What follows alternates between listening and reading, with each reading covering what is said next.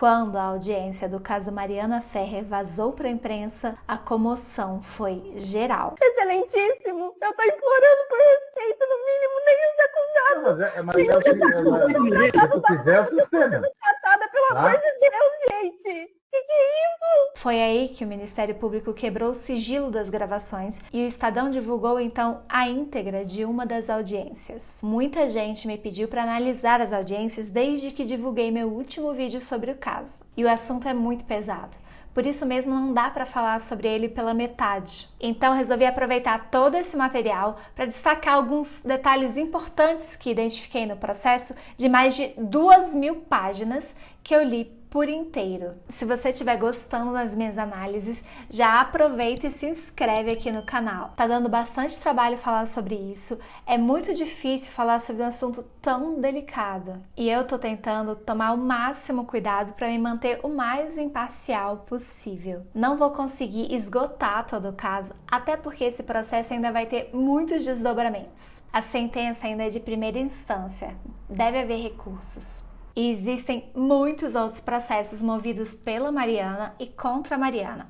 É tudo muito complexo. Além do mais, uma senadora vai pedir a anulação da sentença. Um grupo de deputadas está pedindo a criação da Lei Mariana Ferrer para punir o que elas chamam de violência institucional contra vítimas de estupro. E tudo por causa da forma como o advogado de defesa trata a Mariana na audiência.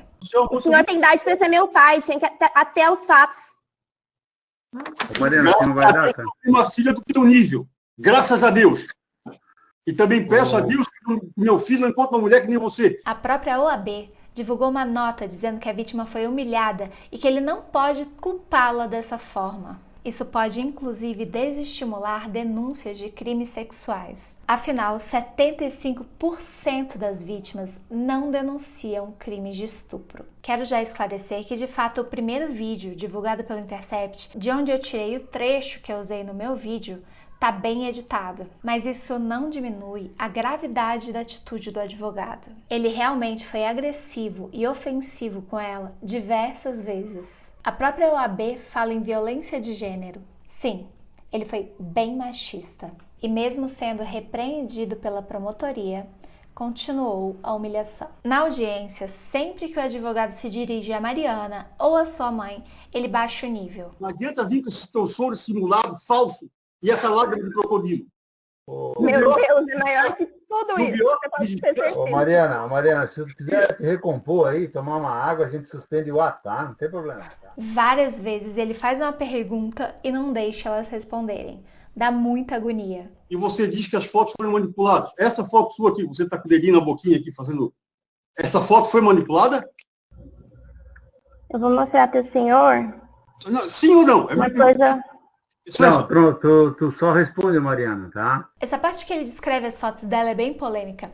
Ele faz comentários tão desnecessários. Mas deixa eu explicar a controvérsia das fotos. A Mariana acusa a defesa de ter manipulado fotos dela e anexado ao processo para desmerecê-la. Porém, essas imagens que o acusado e o advogado dele anexaram ao processo foram recebidas de outras pessoas pela internet. São fotos que supostamente a influencer apagou do perfil pessoal dela. O advogado juntou ao processo para defender que ela tinha criado um personagem. Então, a tal foto que a Mariana disse ter sido manipulada pode não ter sido alterada pela defesa, mas por outras pessoas da internet. Não tem como saber. Nessa hora que eles estão comentando as fotos, a própria Mari Ferrer faz slut shaming em outra garota, que deve ser uma das testemunhas do processo. Os senhores querem simplesmente que eu seja que nem elas, as envolvidas. Mas foto minha desse jeito não tem. Pode ter certeza. Shame on you, Mariana. Assim não dá para te defender. O que mais me chamou a atenção na audiência, na verdade, é o depoimento dos envolvidos. Ouvir, enfim, a história da boca deles. Quando eu postei meu último vídeo, muita gente veio me questionar. Dizem que eu, mulher, não deveria duvidar da palavra de outra mulher. E olha, vou dizer que realmente eu não acredito no que qualquer garota diz. Da mesma forma que não vou acreditar ou duvidar de um cara só porque ele é homem. Mas eu disse e repito, acredito na Mariana Ferrer. Acredito quando ela diz que não lembra a parte da noite e só descobriu que perdeu a virgindade quando chegou em casa. E por que eu acredito nela? Primeiro, Tentei de todas as maneiras supor que fosse tudo invenção dela e imaginar como ela teria premeditado todos os detalhes dessa história sórdida. Afinal, é isso que defende o acusado. Ele diz que foi ela que tramou tudo e chegou nele para dar o golpe. Ele parece estar supondo que ela ficou 21 anos virgem só para isso. Muita gente defende outra hipótese, de que eles fizeram sexo e a garota se arrependeu. Então ela inventou toda essa denúncia para tirar algum proveito da situação. Nos dois casos, ela teria fingido que estava drogada para os próprios amigos e talvez para a mãe e feito um enorme teatro. E por que isso não faz sentido? Principalmente porque quando ela faz o boletim de ocorrência, ela não aponta quem foi o suposto estuprador. Se ela quisesse tirar alguma vantagem sobre o acusado, deveria identificar o autor diretamente, não acha? Não apontar a suspeita, confiar demais que a polícia chegaria nele para dar o tal golpe. E se ela tivesse mesmo lúcida naquela noite, quisesse simular que estivesse dopada, ela poderia ter tomado qualquer coisa antes de fazer o exame toxicológico. Afinal, o exame não acusou nada. Ou seja, se ela planejou tudo isso e todas as provas que ela apresentou, ela esqueceu logo o mais básico. Para mim, essa teoria não parece factível. Mesmo assim, eu me perguntei várias vezes, o que ela poderia ganhar com isso? Há quem ache que ela queria aparecer, ganhar mídia. E de fato, essa foi a única coisa que ela ganhou com essa história. Agora o Brasil inteiro sabe quem é Mariana Ferrer. Mas se era essa a motivação, ela poderia ter postado a história bem antes. A Mari esperou 5 meses para jogar tudo no ventilador. Ela diz que resolveu pressionar com a opinião pública porque a investigação não estava evoluindo. Tentou fazer justiça com as próprias mãos. Às vezes, não sei. Acho que essa atitude dela mais atrapalhou que ajudou. Mas, se o seu plano era de fato aparecer, ela não precisava ter esperado 5 meses para isso. Fora isso, tem o fato de que o relato inicial da Mariana de fato bate com a apuração policial, tirando a parte que ela diz que foi dopada. Não existem provas disso. Ela se mostra muito convicta de que teria sido drogada às escondidas, mas não mostra como nem com o que. É mais uma tese do que um fato em si. Tirando isso, no meu ver, a Mari sustenta a narrativa dela. Dá pra perceber que ela perdeu a memória e foi contar pras amigas na tentativa de resgatar o que tinha acontecido. E a mesma história que ela conta por WhatsApp pro amigo naquela noite é o que ela narra nesse último depoimento mais de 1 ano depois. Na hora que a Mari fala que lembra flashes, me faz lembrar das vezes que eu tive amnésia alcoólica. Eu não tenho muita consciência depois que eu cheguei em casa. Eu tenho alguns flashes assim e depois eu apaguei. Se você já passou por isso, vai entender. Quando você bebe a ponto de esquecer parte da noite, você não fica consciente dos seus atos e tem apenas alguns lampejos de memória. Mas continua ali, acordado e às vezes aprontando. Teve uma vez, meu Deus, que eu saí da balada, subi no capô do carro e comecei a dançar ali em cima. Queria voltar dirigindo, meu amigo não deixou, eu até dei uns tapas nele por causa disso. E eu não lembro de nada. Ainda bem que ele tava lá, né, pra salvar a minha vida. Obrigada, querida. Da mesma forma, a Mari poderia muito bem estar inconsciente, porém desperta. E esse é o ponto mais controverso. Muita gente defende que se ela não estava consciente, é estupro. O ponto é que ela não sabe o que aconteceu de fato. Ela não lembra. E nas gravações da rua, ela parece estar bem. Andava calmamente, mandava mensagem. Tem testemunha que diz que ela conversou numa boa. O que garante que ele sabia que ela estava inconsciente? Como ele poderia saber que ela estava inconsciente? Eles nem se conheciam. Ninguém sabe se ela resistiu, ninguém sabe se ela disse não. Nem ela sabe. Não dá para chamar de estupro. Não se condena alguém por especulação. Isso não é justiça. Queria muito que o Vitor Metaforando analisasse a audiência. Eu não sei fazer leitura de microexpressões faciais como ele faz, mas senti verdade no relato da Mari e da mãe dela.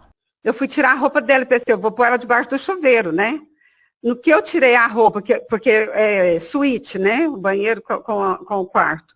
Que eu tirei a roupa dela e que eu coloquei ela debaixo do chuveiro, eu senti um cheiro horrível e vi que a roupa estava toda mal cheirosa e com sangue. Ao mesmo tempo, me chamaram a atenção alguns comportamentos que achei suspeitos. O Metaforando sempre diz que quando uma pessoa não é honesta, ele não responde diretamente às perguntas. O tal do afastamento verbal. E elas fazem isso muitas vezes, principalmente quando respondem às perguntas capciosas do advogado, mas não só nesses momentos. A senhora já estava com o acusado André por volta das 7 da noite, quando perdeu a memória?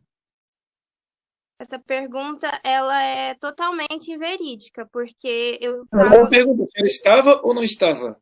Não existe uma pergunta inverídica. Eu não conheço ele. Outro ponto que não faz sentido no depoimento da Mari é quando ela diz que guardou o vestido que ela estava naquela noite fora do país. O vestido, hoje em dia, está fora do país. Não faço a menor ideia de qual o propósito disso. Também é muito estranho que ela e sua mãe se recusam a dar o endereço delas na audiência. O réu, André Aranha, chegou a dizer que tentou citar a Mariana várias vezes, mas não conseguiu por não saber onde ela está. Ela mudou o endereço, a menina me ligou aqui frustrada, André, é a 8ª vez que eu venho aqui, é a 8ª. Essa menina, ela é gangster, porque eu nunca vi nenhum crime organizado fazer isso. Como é que meu advogado não conseguiu citar ela pela 8ª vez, doutor? Isso é realmente suspeito. Não é o que se espera de alguém que está buscando justiça. Soube que é porque tem muita gente processando ela nesse momento. Uma das principais reclamações da Mariana é a falta das imagens de câmera de dentro do café. E realmente, faltou uma melhor investigação das imagens. A gente só tem o momento que eles entram e saem do camarim. A polícia diz no processo que recebeu do Café de la Musique todas as gravações das câmeras de segurança, mas que o fluxo de pessoas no clube era grande e só deu para identificar esse trecho do vídeo. Por isso, dispensaram o restante das imagens. O Roger, dono do Café de la Musique, cita essa controvérsia no depoimento dele. Tanto é que a gente deu todas as imagens para a polícia, não só desse acesso à escada ali do camarim, como todas as imagens em cima do deck, dos camarotes, a entrada e saída lá pelo restaurante, a gente tinha cedido tudo isso para a polícia. E até onde eu percebi, parece que eles pegaram só essa imagem dessa escada e falaram, o que a gente precisava, a gente tem. E hoje é uma coisa que eu fico pensando que, para a gente, como foi a primeira vez que aconteceu isso na nossa vida, né? A gente deveria ter, além de ter cedido as imagens para a polícia, ter feito uma cópia e ter ficado com isso para nós. O sumiço das imagens reforça a grande teoria da conspiração que a Mariana defende. Ela diz até que o vídeo da escada foi manipulado. Desculpa, mas a gente não tem certeza de quanto tempo durou. A gente tem certeza do horário que eu desci, porque bate com o horário que eu peço socorro. E que foi por isso que eu forneci à polícia. O horário da subida foi claramente manipulado. Tanto que o vídeo que consta no processo é um vídeo que está uma ferramenta de modificar o horário. Tem tudo lá, tanto que não é um vídeo original. Quando a Mari fala isso, ela dá a entender que a própria polícia ajudou a cobertar os fatos e a manipular as provas. E isso é bem difícil de acreditar, porque foi a própria polícia que colheu o DNA do acusado num copo de vidro, apreendeu os eletrônicos na casa dele, pediu a prisão preventiva do André 2 vezes. E tem mais. Como que um juiz pode assumir que só as provas que favorecem a Mariana são verídicas e as outras não? Não existe isso. Sobre o depoimento do acusado, eu confesso, parece bem ensaiado. O ponto principal é que ele se contradiz algumas vezes dentro do processo. Contou inicialmente que eles não tiveram nada e só depois de mais de 1 ano resolveu dar detalhes do acontecido. Tem mais. Uma das testemunhas conta no processo que o André falou que a Mariana era louca e que teve que fugir dela porque ela estava muito bêbada. Já agora, no seu relato, ele disse que ela estava bem lúcida. O doutor estava completamente normal. Lúcida, sim, sóbria. Lúcida, sóbria. A minha grande surpresa, na verdade, é quando ele diz que não houve penetração. Eu conversei com diversos especialistas, todos me disseram que essa ruptura recente pode ser 24, 48 e até 15 dias. Eu não sei quando foi, mas eu não fui. Ele supõe que ela perdeu a virgindade em outro dia com outra pessoa. Para isso, o sangue teria sido forjado por ela e pela mãe. Isso sim seria um golpe muito maluco. Como elas teriam premeditado envolver toda essa gente? Essa teoria é surreal demais para minha cabeça. O André também afirma categoricamente que o golpe, na verdade, era contra o Roberto Marinho Neto, herdeiro da Globo, que estava com eles no bangalô. Na verdade, a motivação é financeira. Ela quer dinheiro, ela virou uma celebridade, e o golpe não era contra mim. O golpe era contra o Roberto Marinho Neto. Essa parte é mesmo complexa de entender, porque na delegacia a Mari diz mesmo que não lembra do que aconteceu e cita que tinha uma pessoa da Globo no camarote. Não dá para entender por que ela traz essa informação naquela hora.